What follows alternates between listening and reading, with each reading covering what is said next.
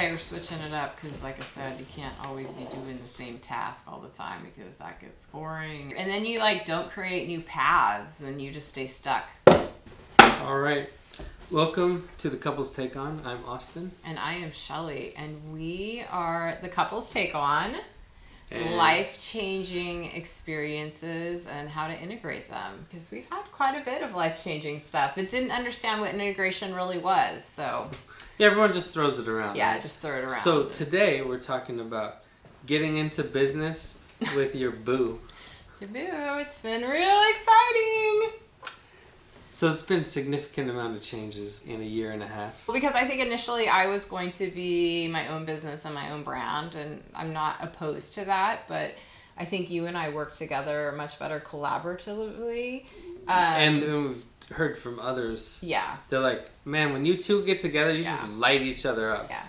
We want to talk about, before it was like fighting and arguing, like she was working at the hospital and I was teaching and just two ships passing on the night. He worked days, Yeah, and then I work during the days, but I'm a night owl, and it just a dysregulated mess, right?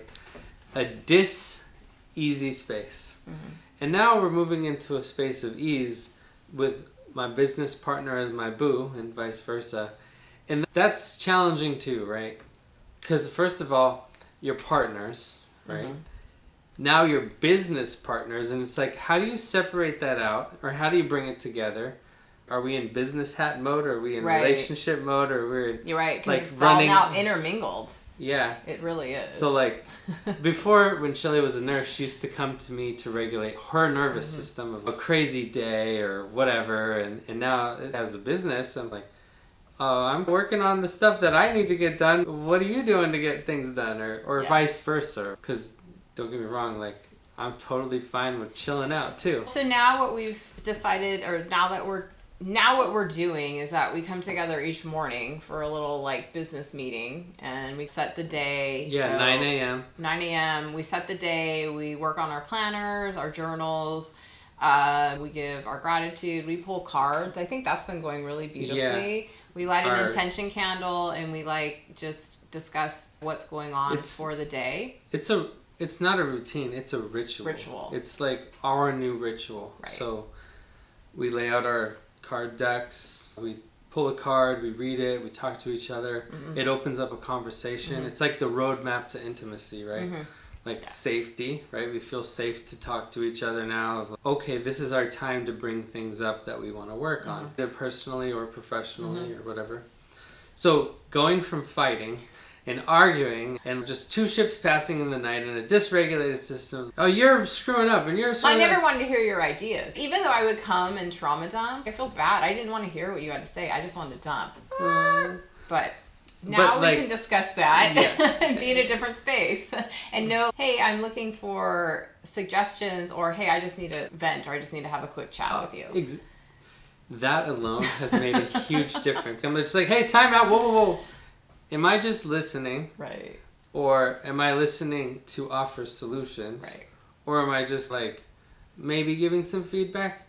Knowing that difference has been really helpful. Because for me, years ago, my anxiety would go through the roof of, and then I would try to offer ideas and just talking over me or whatever. And I'm like, when we got to the point of let's take a deep breath. Are you and as soon as I was are you calling because you want a solution? Yes, actually I am. Oh, and then that means that I need to listen intently. Mm-hmm. When it was just trauma dumping, I started detaching myself a little bit from it. Okay, and then we also started setting a time limit to it. Is this a 5-minute day, a 10-minute day? I'm because if you're gonna push 15, that's a little too much. But I think for us, creating that ritual in the morning and as business partners is huge. Because it's modeling the behavior, right? Mm-hmm. It's okay. So if I have something that comes, also, we talked in another episode about tech integration, where Shelly was I got so many emails on my phone and text messages. Austin, don't send me any more texts. And so I'm I'm trying to get stuff done at night when I'm need input in the morning or whatever, and I text her so I don't forget. I might wake up to 1,000 post-its on the computer or something. So yeah, we've tried email. Yeah. No, not so good. We've tried texting.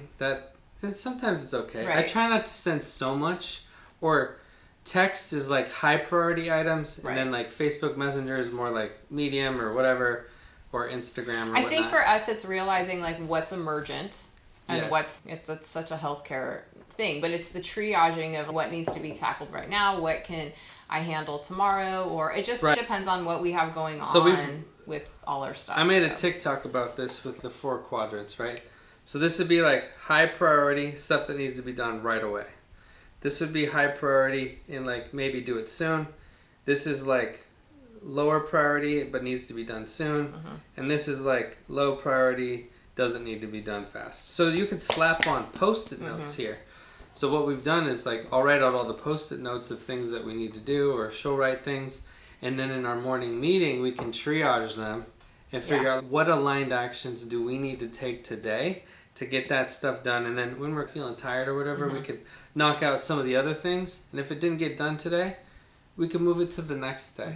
But that way most of our stuff is done with efficiency and effectiveness. And also, I don't know, I think you've seen this too, like 20% of your actions account for 80% of your results. So by triaging everything into the most aligned actions has really helped. And also, if you're getting more done in business, you got more time with your boo, right? Yeah, to do the other things that aren't business. Yeah, like spending time together. Yeah. Like having intimacy, whether that be physical, emotional, spiritual, or mental intimacy, or, you know, going on walks or being intimate together, whatever it is, however that looks like for you. And so now we're able to connect. So we feel the safety because now we're like, okay, morning meeting, I have some things. Or if it's a little heavy, be like, I got something a little heavy today. Do you want to take care of that right away, or you want to take care of that a little later? And so giving another person the option to, like, choice makes it a little easier. I love this transformation for us in our relationship and being in business with my boo and making it work. And then as little things come up that we've learned to navigate it from a space of ease versus dis-ease. So I'm very grateful and thankful for that. Oh yeah, so now we feel more rejuvenated, and we don't feel like so like destructive wave interference. Now it's okay, we write it up and we write it down together. Or if I'm all wound up, like Shelly might be like, hey, like time to ground down a little bit. Or if she's all wound up, then I can like help. And that's part of being in the business with your boo, is helping each other be regulated, to amplify each other, to make maximum impact in our life's work separately and together. Yep. But so these are some of the ways that we've done it. And we're wondering what ways that you've done it, or if these ways help you. If you think they'll help you, give them a shot and let us know. If you think this might help other couples or even other people, please share it. Like, we want to get out this information, because when we can all operate from a place of ease instead of dis-ease, we can have flow. So if we just flow through life in an ease way, then we can do more while we're being. So again, said you always wrap it up in a beautiful bow. At least to me. You're welcome. Thank you. Getting in business with your boo. It's not for everyone. But I wouldn't do it any other way. It might not be for everyone right now. Yeah. But if you try these techniques and you start finding harmony instead of disharmony, I think you could do it too. Yeah. The thing is really just opening up that conversation for safety. Can they share? Can you share? Or is it just one-sided? How do you open that up? Maybe you triage it and be like, maybe you yourself just go, you got a high priority item, medium, and a low one, and just hit one a day. Or just sometimes just start with the low-hanging fruit. Take care of the low stuff that you can agree on. Yeah. Okay, what dog food do you want to get for the dog? I want this one. Done. And then, oh, what tile do you want for the bathroom remodel? Okay, that one you could do later, right? Yes. If you find this stuff helpful, share it to others, interact with it, engage with it. Like, we want to hear what you have to say. Yes, we'd love to hear what you have to say. Especially if you are in business with your boo. Yeah, we can help you integrate that business with your boo. So you get more booty. Yeah.